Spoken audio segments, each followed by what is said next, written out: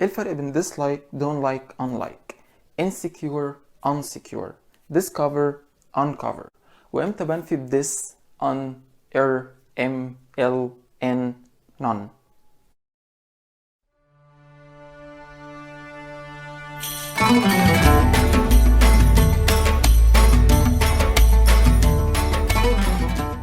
What's up busy people, welcome to the English Mania. Today we're gonna talk about the prefixes. بداية النفي، بداية الحروف اللي بحطها في الأول بنفي بيها. I don't like pizza، ما بحبش البيتزا. I dislike pizza، لا كده في حاجة بيني وبين البيتزا. I dislike أقوى في المعنى من don't like. يعني مثلا I dislike something معناها ان انا بكره الحاجة دي. I don't like يعني ما بحبش الحاجة، بس I dislike معناها ان انا بكره الحاجة دي، فعلا بكره الحاجة دي. unlike لو استخدمتها زي adjective مثلا فهي معناها على عكس. يعني مثلا my brother loves Liverpool unlike me يعني عكسي، هو بيحب حاجة unlike me. مثلا my friends are tall unlike me. المهم يعني ان unlike معناها على العكس، انتوا فهمتوا ايه. discover and uncover. For example, Newton discovered gravity. نيوتن اكتشف الجاذبية، هو ما كانش بيدور وراها، هو اكتشفها. We can say discover. بس uncover معناها يفضح او معناها يكتشف، بس هو بيدور ورا الحاجة دي. For example, the lawyer uncovered the case. Uncovered the issue. المحامي مثلا اكتشف السر بس هو عمال يدور وراه. uncover معناه ان هو بيدور لحد ما قفش الحاجة دي او فضح الدنيا. discover انا بالصدفة بكتشف حاجة. discover اكتشفت حاجة بالصدفة. insecure and unsecure. insecure يعني انا مش واثق في نفسي. I'm inconfident. انا مش واثق في نفسي. I'm insecure because I feel inferior. I'm insecure because I feel inferior. انا مش واثق في نفسي عشان حاسس ان انا اقل من اللي حواليا. I'm insecure. unsecure معناها حاجة غير آمنة. مثلا your bank account is unsecure. ممكن اي حد يهاك your bank account. This website is unsecure. This website is unsecure. الويب سايت ده او ايا كانت الحاجة اللي بوصفها هي unsecure يعني غير آمنة. كده عرفنا الفرق بين الكلمات.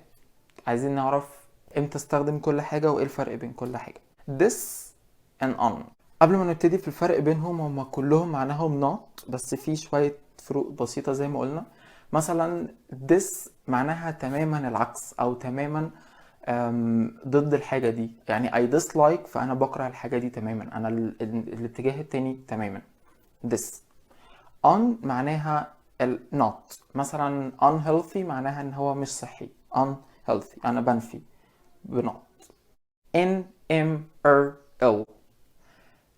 كلهم برضو معناهم not زي on، مفيش أي فرق خالص، بس am بتيجي مع الكلمات اللي بتبتدي ب m, b or p. like immaterial, impossible, imbalanced. imbalanced يعني مش متزن او مش متوازن. immaterial يعني مش مهم او مش material بالنسبة لي، حاجة مش مهتم بيها. L بتيجي مع الكلمات اللي بتبتدي ب L like illogical, illogical. R بتبتدي مع الكلمات اللي بتبتدي ب R like irregular. and finally none. none معناها ما نقدرش نقول على none نفي عشان مش نفي، هي معناها مش. زي مثلا non-Arabic speakers هما ناس ما بتتكلمش عربي، فهم ناس مش بتتكلم عربي، فما نقدرش نقول عليها نفي قوي. بس non معناها يعني حاجة مستثناة. يعني مثلا non-Arabic speakers يعني الناس اللي ما بتتكلمش عربي، الناس اللي هم اي حد الا اللي بيتكلموا عربي. non-English speakers معناها الناس ما بتتكلمش English، الناس الباقية. فهي استثناء، بس لما بستخدم non انا بستثني مجموعة معينة، اقدر استثني ب none، فهي ما نقدرش نقول عليها نفي قوي زي الباقي. بس this is not a rule، ملهاش اي rule، وانا مش بمزاجي بحط البريفكس اللي انا عايزه، مش بحط اي حاجة في اي حتة. we check the dictionary علشان نعرف ايه اللي بيتحط مع ايه. ممكن الحاجات اللي تساعدنا m بتيجي قبل الكلمات اللي بتبتدي ب m, b or p. r لو r, l لو l. n برضو مش ملهاش rule بالظبط، بس we refer to the dictionary علشان نقدر نعرف الفرق بين الكلمات. and we can read a lot. Reading can help you differentiate between prefixes.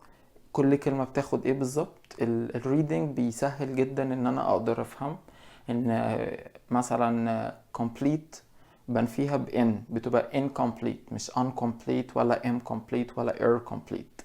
incomplete. فهي ملهاش قاعدة جدا، بس القراية كتير يعني subconsciously كده بقدر ان انا افهم ايه مع ايه، واقدر انفي الكلمة ازاي والكلام ده. بس عشان نبقى احنا برضو نقدر نسهل اكتر، هي M R L بيجوا مع بدايات حروف معينة. none مش من نفس المعنى قوي في النفي.